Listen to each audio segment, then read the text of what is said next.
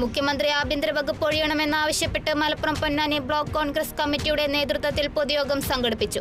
ADGP MR Ajith കുമാറിനെ സംരക്ഷിക്കുന്നതിന് പിന്നിൽ മുഖ്യമന്ത്രിയും BJPയും തമ്മിലുള്ള അന്തർധാരയാണെന്നും വിമർശനം. പൊതുയോഗം മുൻ MP C ഹരിദാസ് ഉദ്ഘാടനം ചെയ്തു.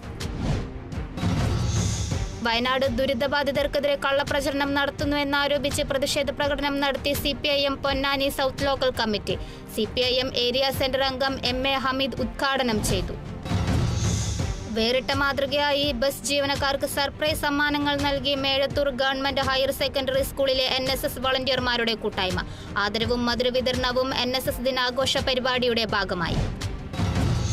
തൃശൂർ വെള്ളറക്കാട് നിയന്ത്രണം വിട്ട ഓട്ടോറിക്ഷ മറിഞ്ഞ് 5 പേർക്ക് പരിക്ക്. എരുമപ്പെട്ടി ഭാഗത്തു നിന്നും കുന്നംകുളം ഭാഗത്തേക്ക് വരികയായിരുന്ന ഓട്ടോറിക്ഷ അപകടത്തിൽപ്പെട്ടത് പൂച്ച കുറുകെ ചാടിയതിനെ തുടർന്ന്. തൃശൂർ പുത്തംകുളം സെന്ററിൽ നിയന്ത്രണം വിട്ട ലോറി വീടും കടയും തകർത്തു. അപകടത്തിൽ ആർക്കും പരിക്കില്ല. റോഡ് വീതിയില്ലാത്തതാണ് നിരന്തരം അപകടങ്ങൾ ഉണ്ടാകുന്നതിന് കാരണമെന്ന് ആരോപണം. തൃശൂർ ജില്ലാ എംപ്ലോയ്മെന്റ് എക്സ്ചേഞ്ച് ചാലക്കുടി SH കോളേജുമായി സഹകരിച്ച് നാളെ മഹാതൊഴിൽ മേള സംഘടിപ്പിക്കും. 40ഓളം പ്രമുഖ കമ്പനികൾ പങ്കെടുക്കുന്ന ജോബ് ഡ്രൈവിൽ നിരവധി തൊഴിലവസരങ്ങളുണ്ടാകും. SSLC മുതൽ ബിരുദാനന്തര ബിരുദം വരെ യോഗ്യതയുള്ളവർക്ക് സൗജന്യമായി പ്രയുക്തി 2024 മേളയിൽ പങ്കെടുക്കാം. തൃശൂരിൽ സ്റ്റുഡന്റ് പോലീസ് കേഡറ്റിനെ പീഡിപ്പിച്ച കേസിൽ SI കസ്റ്റഡിയിൽ. ഗ്രേഡ് SI ചന്ദ്രശേഖരനാണ് റൂറൽ വനിതാ പോലീസിന്റെ കസ്റ്റഡിയിലായത്.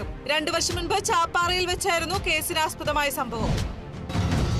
തിരുവല്ലയിൽ ബൈക്കിന് സൈഡ് കൊടുത്തില്ലെന്നാരോപിച്ച് റിട്ടയർഡ് പ്രൊഫസറെ ആക്രമിച്ച സംഭവത്തിൽ പ്രതി പിടിയിലായത് വളഞ്ഞവട്ടം സ്വദേശി എബി മാത്യു. അറസ്റ്റ് കാർ തടഞ്ഞു നിർത്തിയ ആന്റണി ജോർജിന്റെ മൂക്കിന്റെ അസ്ഥി ഇടിച്ചു തകർത്ത സംഭവത്തിൽ.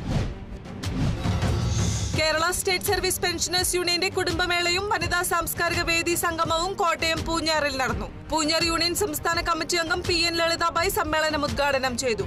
ചടങ്ങിൽ 80 വയസ്സ് പൂർത്തീകരിച്ച അംഗങ്ങൾ, SSLC +2 പരീക്ഷകളിൽ ഉന്നത വിജയം കൈവരിച്ച കുടുംബാംഗങ്ങളുടെ മക്കൾ, യുവ കവിയത്രിമാർ എന്നിവരെ ആദരിച്ചു. കോട്ടയം ടൗണിലെ ഗതാഗതക്കുരുക്ക് പരിഹരിക്കാൻ ആരംഭിച്ച ബൈപ്പാസിന്റെ നിർമ്മാണം അന്തിമഘട്ടത്തിലാണെന്ന് മോൻസ് ജോസഫ് MLA. പൊതുമരാമത്ത് വകുപ്പ് ഉദ്യോഗസ്ഥർ സ്ഥലം സന്ദർശിച്ച് സ്ഥിതിഗതികൾ വിലയിരുത്തി. ബൈപ്പാസ് യാഥാർത്ഥ്യമാക്കുന്നതോടെ ടൗണിലെ ഗതാഗതക്കുരുക്കിന് പൂർണ്ണമായും പരിഹാരമാകുമെന്നും MLA.